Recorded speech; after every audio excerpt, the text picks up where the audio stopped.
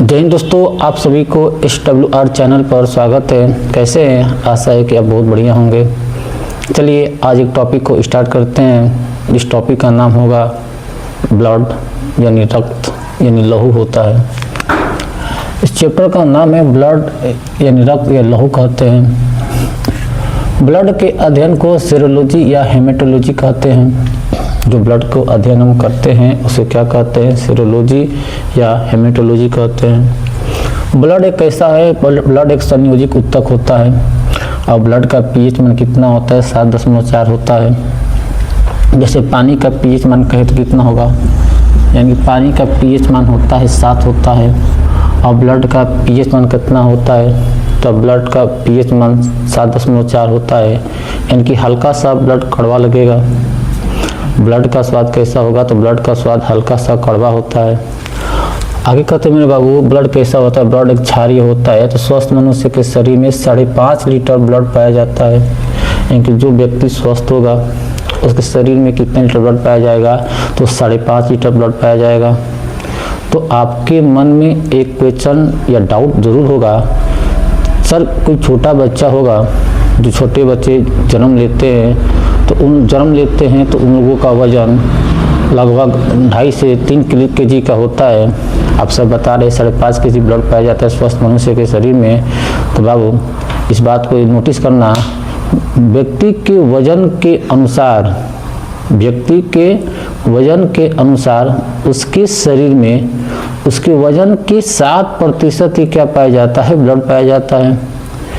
ये डिपेंड करता है व्यक्ति का वजन कितना है। किसी व्यक्ति का वजन 100 kg है तो उसके शरीर में लगभग 7 kg क्या पाया जाएगा? ब्लड पाया जाएगा। यानी कि वजन के अनुसार 7% ही क्या पाया जाएगा? ब्लड पाया जाएगा।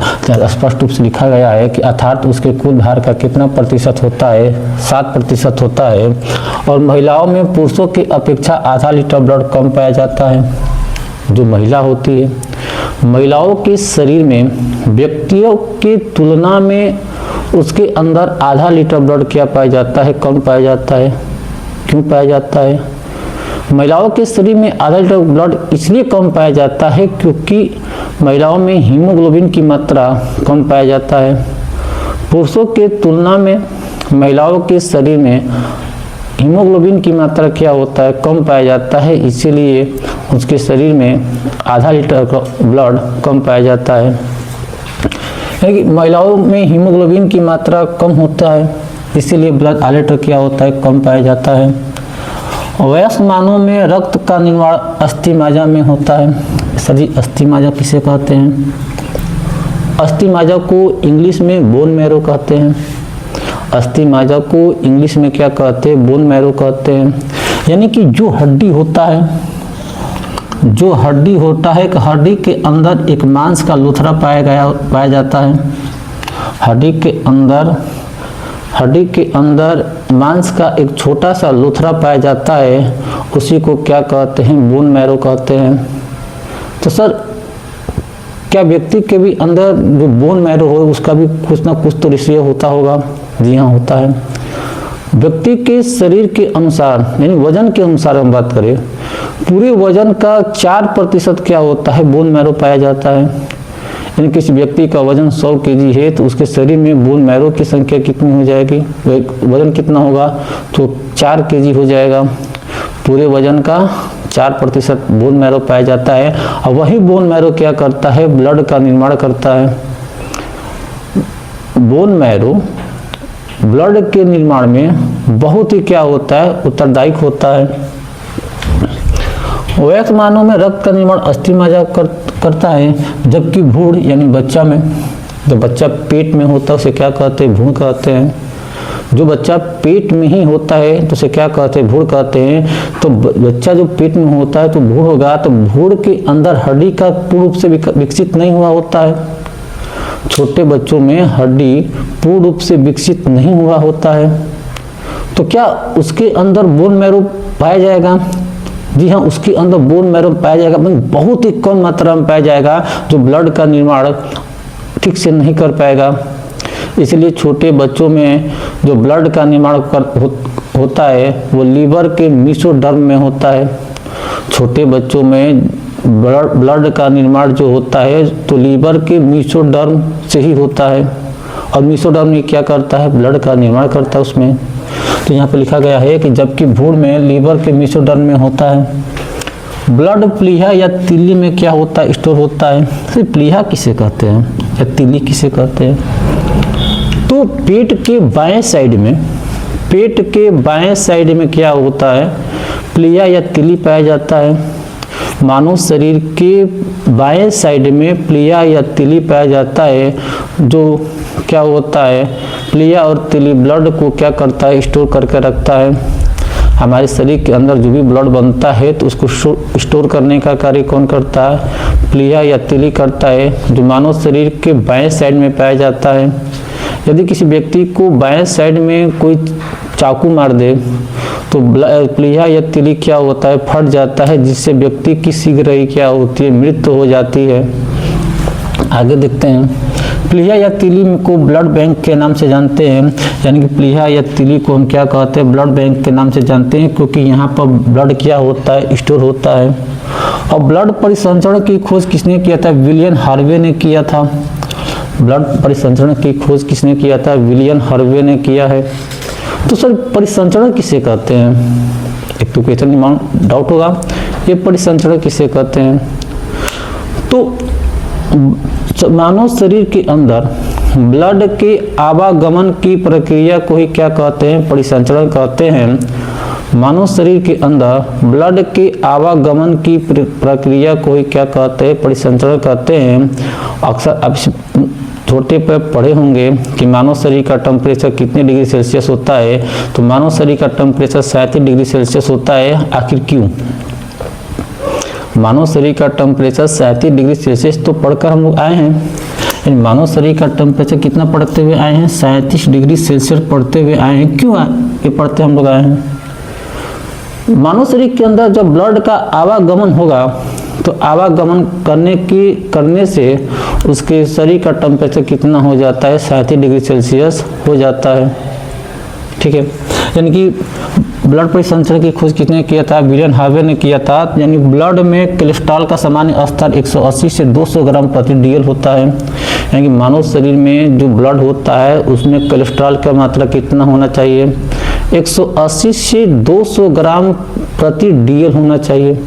आगे चलते हैं, मनुष्यों में हीमोग्लोबिन की मात्रा 14 ग्राम प्रति डीएल होता है।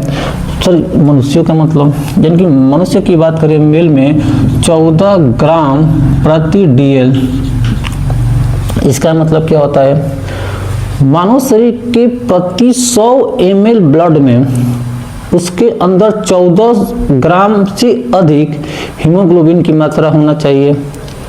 यदि किसी भी व्यक्ति के अंदर 14 ग्राम हीमोग्लोबिन की मात्रा कम हो जाएगी, 14 ग्राम से कम होगी, तो उस व्यक्ति को ज़्यादा देर तक काम करने में क्या होगा, असहज होगा। अक्सर आप देहातों में या कहीं न कहीं देखते होंगे, कोई व्यक्ति थोड़ा सा भी काम करता है तो थक जाता है। उसके थकने का वजह क्या है, उसके थकने का वजह यही है मेरे बाबू कि उसके शरीर के अंदर हीमोग्लोबिन की मात्रा क्या हुआ है, कम हो गया है। जिस व्यक्ति के शरीर के अंदर हीमोग्लोबिन की मात्रा कम होगी तो ज़्यादा देर तक काम नहीं कर पाता है। और यानी कि मानव में, यानी मनुष्य की हम बात करें तो मनुष्य में 14 ग्राम प्रति डीएल से अधिक होना चाहिए हीमोग्लोबिन, यानी कि लगभग 14 से अधिक होना चाहिए। 18, 16, 18 यानी 20 तक हो जाना चाहिए। जिससे क्या होगा, कभी कभी किसी व्यक्ति को देखिएगा दिन भर काम करता रहता है, थकता नहीं है, तो ये समझिएगा कि उसके अंदर हीमोग्लोबिन की मात्रा अधिक है, इसलिए वो ज़्यादा देर तक क्या करता है, काम करते रह जाता है। लेकिन महिलाओं में क्या होता है, महिलाओं में 13 ग्राम प्रति डीएल, यानी 13 ग्राम प्रति डीएल से क्या होना चाहिए, अधिक होना चाहिए। यानी महिलाओं में हीमोग्लोबिन की जो मात्रा है 13 ग्राम से क्या होना चाहिए, अधिक होना चाहिए प्रति 100 ml में, उससे कम नहीं होना चाहिए। आगे चलते हैं बाबू, जिसमें हीमोग्लोबिन ज़्यादा पाया जाता है उसमें आयरन की मात्रा ज़्यादा पाया जाता है, इसलिए मनुष्यों का शरीर क्या होता है, हार्ड होता है। अक्सर इस बात को आप नोटिस करते होंगे, महिलाओं की तुलना में पुरुषों का शरीर क्या होता है, हार्ड होता है। आखिर सब क्यों होता है? महिलाओं की तुलना में पुरुषों का शरीर हार्ड इसलिए होता है क्योंकि पुरुषों के शरीर में हीमोग्लोबिन की मात्रा बहुत अधिक पाया जाता है, जिसके वजह से पुरुषों का शरीर क्या होता है, हार्ड होता है, और महिलाओं का शरीर क्या होता है, सॉफ्ट होता है। और ये भी बात याद रखिएगा, मलेरिया नामक बीमारी में प्लीहा या तिली क्या होता है, डिफेक्टेड हो जाता है। मलेरिया नामक बीमारी में क्या होता है, प्लीहा या तिली क्या होता है, डिफेक्टेड हो जाता है, जिसके वजह से शरीर का तापमान क्या होता है, घटने लगता है। तो कभी कभी किसी व्यक्ति को देखिएगा, यदि वो बुखार पड़ जाता है तो उसको बहुत ज़्यादा ठंड लगता है। गर्मी के मौसम में उसे बहुत ज़्यादा ठंड लगता है, क्योंकि उसके अंदर क्या होता है, प्लीहा ही क्या होता है, डिफेक्टेड हो जाता है, जिसके वजह से उसके शरीर का तापमान क्या होता है, घट गया होता है। आगे स्प्लीन या प्लीहा को हम आरबीसी के कब्र के नाम से भी हम लोग जानते हैं। स्प्लीन या प्लीहा को हम आरबीसी के कब्र के नाम से हम जानते हैं। हमने तो ब्लड का थोड़ा सा डिफिनेशन पढ़ा, आज ये देखते हैं ब्लड के बारे में। ब्लड यानी क्या होता है, रक्त होता है। तो ब्लड के कितने पार्ट होते हैं, तो 2 पार्ट होते हैं। ब्लड के कितने पार्ट होते हैं, तो 2। एक होता है प्लाज्मा, दूसरा होता है रुधिराणु, यानी कि इसको इंग्लिश में कार्पल्स कहते हैं। यानी कि ब्लड के कितने पार्ट होते हैं, तो ब्लड के 2 पार्ट होते हैं, एक होता है प्लाज्मा और एक होता है रुधिराणु। प्लाज्मा कितने प्रतिशत पाया जाता है, तो प्लाज्मा 55 से 60% पाया जाता है। 55 से 60% क्या पाया जाता है, आपका प्लाज्मा पाया जाता है, जबकि रुधिराणु 40 से 45% क्या पाया जाता है, आपका रुधिराणु पाया जाता है। 40 से 45% क्या पाया जाता है, रुधिराणु पाया जाता है। तो सर ब्लड में प्लाज्मा और रुधिराणु का क्या कार्य है, तो ब्लड में जो प्लाज्मा होता है, होता है वो लिक्विड भाग होता है। ब्लड में जो प्लाज्मा होता है वो लिक्विड भाग होता है, जो रुधिराणु होता है वो ठोस भाग होता है। जो प्लाज्मा होता है वो कैसा भाग होता है, लिक्विड, और जो रुधिराणु होता है उसे कौन सा भाग होता है, तो ठोस भाग होता है। और रुधिराणु के भी कितने भाग होते हैं, तो 3 भाग होते हैं। तो कौन कौन से भाग होते हैं बाबू, एक होता है आरबीसी होता है। आरबीसी की संख्या कितना होती है, लगभग 50 से 60 लाख होता है। आरबीसी की संख्या शरीर में ब्लड में कितना पाया जाता है, 50 से 60 लाख पाया जाता है। और दूसरा होता है डब्ल्यूबीसी। इसकी संख्या कितनी होती है, 8 से 10,000 पाया जाता है। और तीसरा होता है प्लेटलेट्स होता है, ये कितना होता है, 2 से 3 लाख पाया जाता है। तो लाल होता है आरबीसी, यानी कि जो ब्लड होता है, ब्लड में आरबीसी की मात्रा बहुत अधिक होता है, जिसकी वजह से ब्लड का रंग कैसा होता है, लाल हो जाता है, क्योंकि आरबीसी की संख्या 50 से 60 लाख होता है। और उसके बाद क्या होता है, डब्ल्यूबीसी पाया जाता है। डब्ल्यूबीसी की संख्या 8 से 10,000 होता है। तो डब्ल्यूबीसी की कार्य क्या होता है, डब्ल्यूबीसी का कार्य क्या होता है, इसके आगे बारे में हम जानेंगे। और प्लेटलेट क्या होता है, 2 से 3 लाख पाया जाता है। आगे हम ये बात को तो करें, तो यानी कि जो प्लाज्मा होता है, प्लाज्मा में क्या पाया जाता है अधिकांश मात्रा में, तो फाइब्रिनोजेन पाया जाता है। प्लाज्मा में अधिकांश मात्रा में क्या पाया जाता है, तो फाइब्रिनोजेन पाया जाता है। यानी कि रक्त प्लाज्मा जो होता है यह रक्त का महत्वपूर्ण भाग है। इसमें 90% भाग क्या होता है, जल पाया जाता है। तो रक्त प्लाज्मा में 90% का पाया जाता है, जल पाया जाता है, तथा जबकि 10% क्या पाया जाता है, प्रोटीन व कार्बोहाइड्रेट पाया जाता है। यानी कि रक्त प्लाज्मा में 90% क्या पाया जाता है, जल पाया जाता है, जबकि 10% भाग प्रोटीन व कार्बोहाइड्रेट पाया जाता है। प्लाज्मा में पाए जाने वाला प्रोटीन फाइब्रिनोजेन और प्रोथ्रोम्बिन होता है। प्लाज्मा में पाए जाने वाला जो प्रोटीन होता है फाइब्रिनोजेन व प्रोथ्रोम्बिन पाया जाता है। फाइब्रिनोजेन तथा प्रोथ्रोम्बिन रक्त के थक्का बनाने में मदद करता है। यानी कि जो फाइब्रिनोजेन होता है वो क्या करता है, रक्त को थक्का बनाने में बहुत ज़्यादा मदद करता है। अक्सर इस चीज़ को आप देखते होंगे कि किसी भी व्यक्ति का हाथ कट जाएगा, यदि उसका ब्लड नीचे की तरफ गिर जाता है तो कुछ समय के बाद वो क्या होता है, थक्का जम जाता है। क्या ब्लड वैसे ही हम लोग के शरीर के अंदर थक्का रहता है? नहीं, शरीर के अंदर जो ब्लड होता है पानी की तरह बहता रहता है। जैसे ही वो हवा के संपर्क में आता है, ब्लड जैसे ही ऑक्सीजन के संपर्क में आता है तो फाइब्रिनोजेन क्या करता है, उसे थक्का बनाने में मदद कर देता है। यानी फाइब्रिनोजेन व प्रोथ्रोम्बिन क्या करता है, ब्लड को थक्का बनाने में मदद करता है। और उसी के अंदर क्या पाया जाता है, सीरम पाया जाता है। यानी कि हम एक ब्लड को कहीं देखिएगा, आपका ब्लड टेस्ट कराने के लिए जाएंगे तो एक ट्यूब लेगा, वो आपका ब्लड को निकालकर उस ट्यूब में डाल देगा और ट्यूब में डालने के बाद कहेगा कि आप जाइए 3 घंटे के बाद आइए। आखिर वो 3 घंटे का समय क्यों लिया? क्योंकि वो ब्लड को क्या करेगा, इस ट्यूब में रख देगा और इस जार में रखने के बाद उसको कम से कम 2 घंटे या 3 घंटे तक रखेगा। तो जो ब्लड का ठोस भाग होगा वो नीचे की तरफ आ जाएंगे और जो लिक्विड भाग होगा यानी प्लाज्मा होगा वो ऊपर की तरफ आ जाएगा। तो प्लाज्मा का रंग कैसा होता है, तो हल्का पीला कलर का होता है, हल्का पीला यानी येलो कलर का होता है।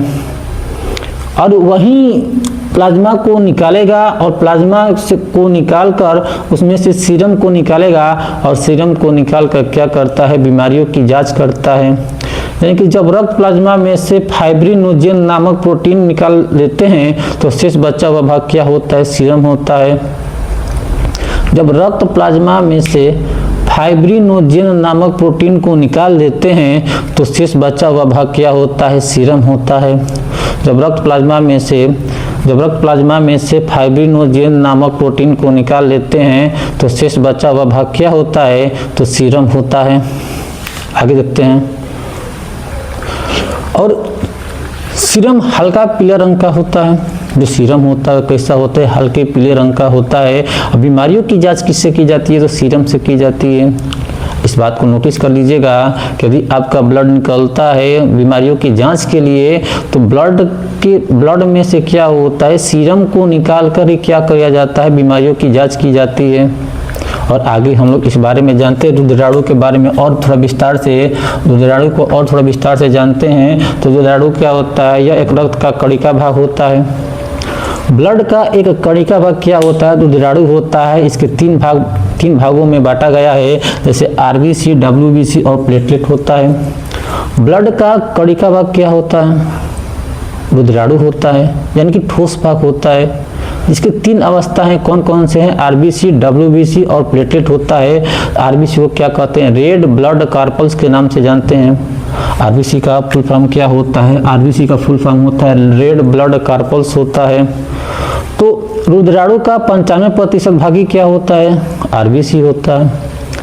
यानी रुधिराणु के 95%, यानी देखिए इसका संख्या कितना है, 50 से 60 लाख है। यानी कि इसका 95% भाग क्या होता है, आरबीसी होता है।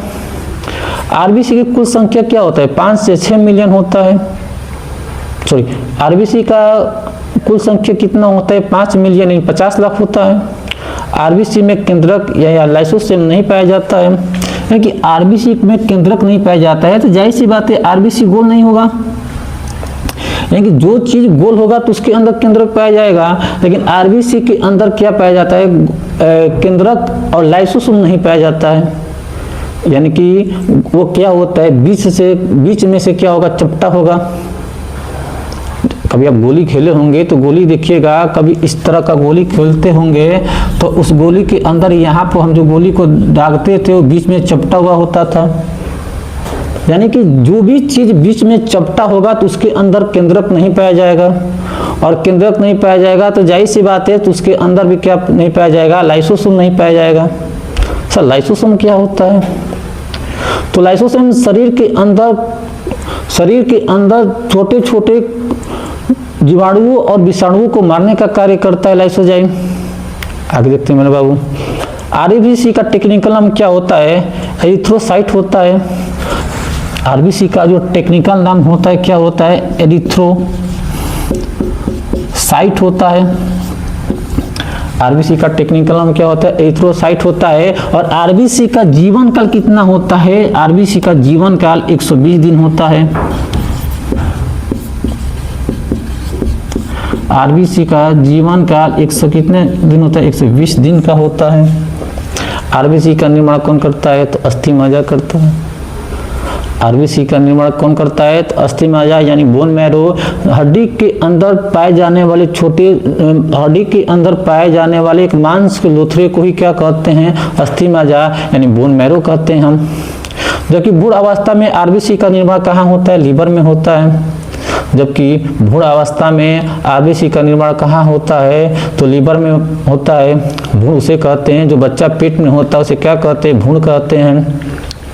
खराब हुई आरबीसी, यदि आरबीसी 120 दिन के बाद क्या होता है? खराब हो जाता है यानी मर जाता है। तो खराब हो जाता है तो आरबीसी कहाँ चला जाता है? प्लीहा में जाकर क्या होता है? नष्ट हो जाता है। खराब हुई आरबीसी प्लीहा तथा यकृत में जाकर क्या होता है? नष्ट हो जाता है। इसलिए वो प्लीहा या यकृत में इसलिए जाता है क्योंकि आरबीसी के अंदर लाइसोजाइम नहीं पाया जाता है। यदि आरबीसी के अंदर लाइसोजाइम नहीं पाया जाएगा तो क्या होगा? वो प्लीहा या यकृत में जाकर क्या होगा? नष्ट हो जाएगा। प्लीहा को हम क्या कर सकते हैं? आरबीसी को कब्र के नाम से भी हम जान सकते हैं। यानी कि प्लीहा को आरबीसी का कब्र के नाम से हम लोग क्या कर सकते हैं? जान सकते हैं। और आरबीसी का आकार कैसा होता है? गोल, और बीच में क्या होता है? चपटा होता है। आरबीसी का आकार कैसा होगा? गोल होगा और बीच में क्या होगा? चपटा होगा। ऊंचाई पर जाने से आरबीसी का आकार बढ़ जाता है। ऊंचाई पर जाने से आरबीसी का आकार क्या होता है? बढ़ जाता है। और आरबीसी का मुख्य कार्य ऑक्सीजन तथा CO2 का क्या होता है? परिवहन करना होता है। यदि देखिएगा, यदि कोई व्यक्ति ज़्यादा ऊंचाई पर चला जाता है तो उसको सांस लेने में थोड़ा तकलीफ होने लगती है। तकलीफ होने का वजह यही होता है क्योंकि उस समय आरबीसी का आकार क्या होता है? बढ़ जाता है, जिसकी वजह से उसको सांस लेने में क्या होती है? कठिनाई आने लगती है। और आरबीसी का मुख्य कार्य क्या होता है? ऑक्सीजन और CO2 का क्या होता है? परिवहन करना होता है। यानी कि आरबीसी में हीमोग्लोबिन पाया जाता है। यानी कि हम बात करिए कि जो ब्लड होता है, ब्लड में क्या पाया जाता है मेरे बाबू? आरबीसी पाया जाता है। और आरबीसी में क्या पाया जाता है? हीमोग्लोबिन पाया जाता है। और हीमोग्लोबिन से क्या पाया जाता है? आयरन पाया जाता है यानी लोहा। यानी कि यहाँ पर हम कह सकते हैं आरबीसी में क्या पाया जाता है? हीमोग्लोबिन पाया जाता है। और यही हीमोग्लोबिन के कारण ब्लड का रंग क्या होता है? लाल होता है। अक्सर आप इस चीज़ को नोटिस करेंगे कि ब्लड का रंग क्या होता है? लाल होता है। तो ब्लड का लाल रंग होने का मेन वजह क्या होता है? तो हीमोग्लोबिन होता है।